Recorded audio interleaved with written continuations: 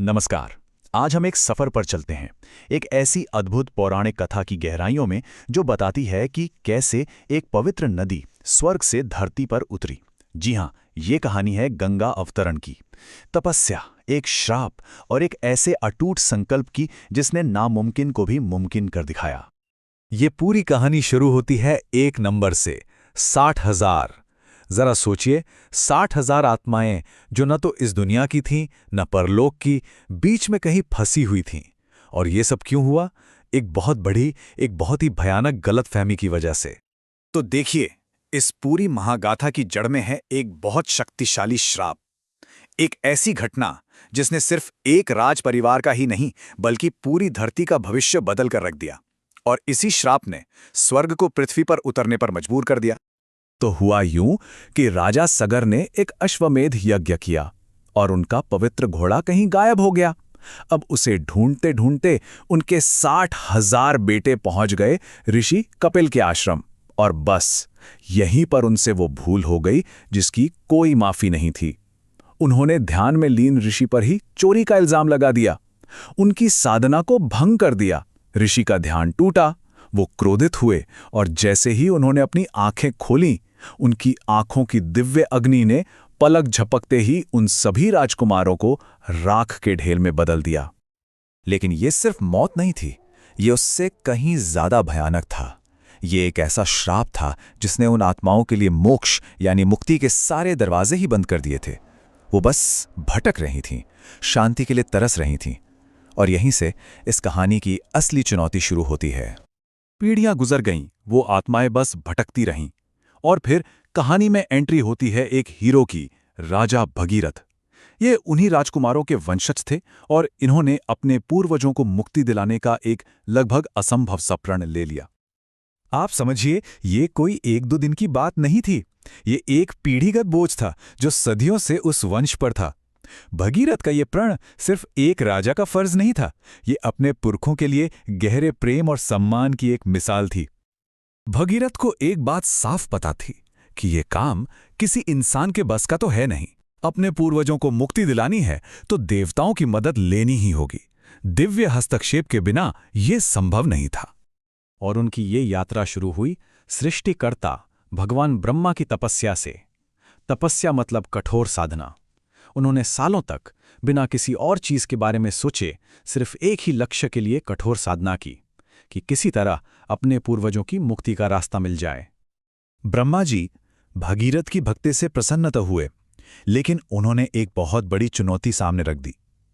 उन्होंने कहा, एक ही उपाय है, गंगा को धरती पर लाना होगा।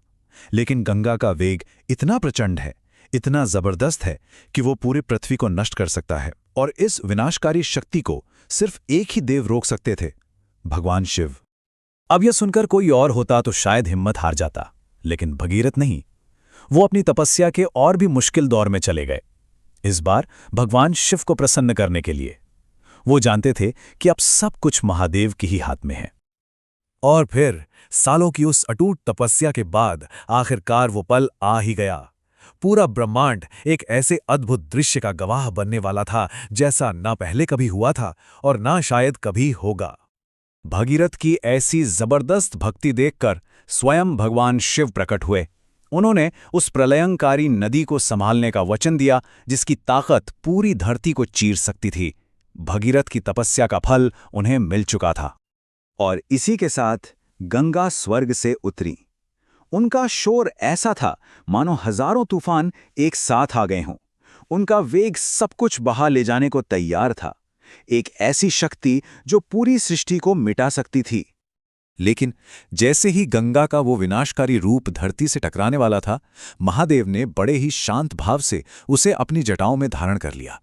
उन्होंने उस असीम ऊर्जा को अपनी जटाओं में ऐसे बांध लिया कि पूरी दुनिया एक महाविनाश से बच गई। इसके बाद शिव ने अपनी जटाओं से गंगा की एक शांत कोमल धारा को धरती पर बहने दिया। वो पवित्र नदी राजा भगीरथ के पीछे पीछे चलती हुई उस जगह तक पहुंची जहां उनके पूर्वजों की राख पड़ी थी। और जैसे ही उस पवित्र जल ने राख को छुआ, उन 60,000 आत्माओं को सदियों के इंतजार के बाद आखिरकार मुक्ति मिल गई। इस दिव्य घटना ने सिर्फ उन आत्माओं को ही मुक्ति नहीं दी, बल्कि पूरी मानवता को एक विरासत दी।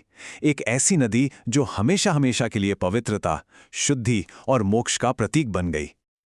और पता है, राजा भगीरथ के इसी असाधारण प्रयास और अटूट भक्ति के सम्मान में गंगा को भागीरथी भी कहा जाता है।